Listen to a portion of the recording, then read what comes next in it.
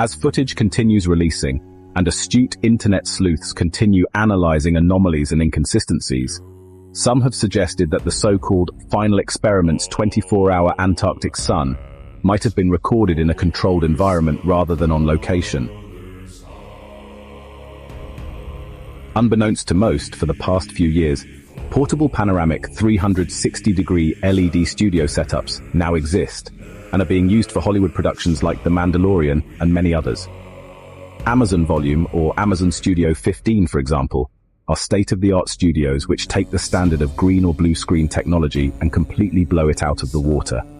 With new 360-degree panoramic LED screen studios, the entire background and ceiling or sky are digitally created in Unreal Engine, then projected live in up to 16K resolution, so the actors on set can see, react, and interact with everything in real time. Amazon's sets comprise 3,000 seamlessly connected LED panels, 80 feet in diameter and nearly 3 stories tall, enclosing 130,700 cubic feet of interactive space. Keeping all this in mind, let's review some footage from the final experiment.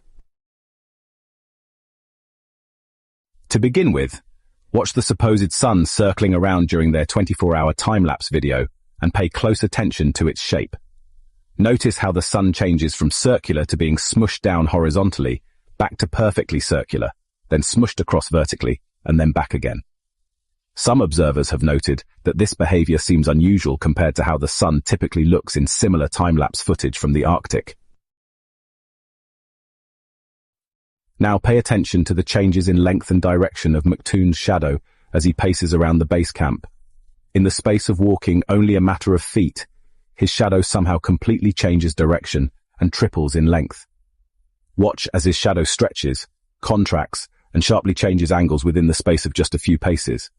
This could suggest the light source is positioned closer than expected in such an environment. The following is a simple demonstration of how light and shadows work depending on the distance of the light source.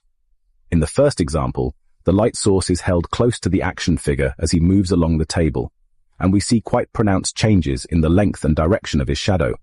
In the second example, the light source is held farther away from the action figure as he moves along the table, and we see much less change in the shadow length and direction. In reality, the sun is much farther away in scale than this demonstration allows for as well. So even the amount of change seen here is being generous. A man walking such a short distance outside should never have a shadow that changes direction 90 degrees and triples in length. Now let's watch as McToon and Austin Whitsitt respond to commenters asking them to show their breath in the Antarctic. As they blow hot air out their mouths in freezing temperatures, there should be a cloudy mist that forms in front of their faces as the water vapor in their breath condenses. Instead, however, every time they blow, not a trace of fog appears. In Whitsitt's livestream, he claimed this was because the air was allegedly too dry there. So after exhaling his breath into the camera, rather than picking up some of the snow that was all around him, for some reason, Austin walks several feet away and picks up a bit of snow from over there, then walks it back to the camera and lets it fall to the ground. If snow is everywhere all around him, why did he have to walk way over there to get some? Anytime close-up footage of their feet was shown, their footprints always failed to make any impression in the snow. Here he moves his left foot and there is no impression, footprint, or displaced snow. Another thing apparent while watching the footage was the complete lack of wind or any precipitation whatsoever. Throughout the live stream footage, I don't recall a single instance of any wind or even a light breeze strong enough to affect their hair or microphones. Even on a calm, sunny day, if this footage were truly taken outdoors, we might expect to see some evidence of wind, which appears to be absent. Jaron, Whitsitt, and others involved also made comments several times about how the mountains in the distance seemed so close that you could touch them, but that they were actually several miles away.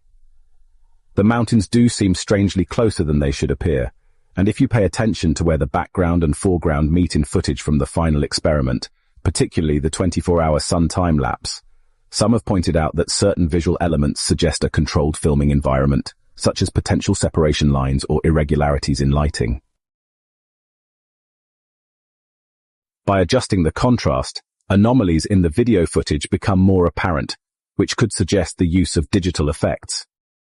In the 24-hour time-lapse sun footage, the mountains and sky are both chroma keyed out, showing they are both part of the studio backdrop.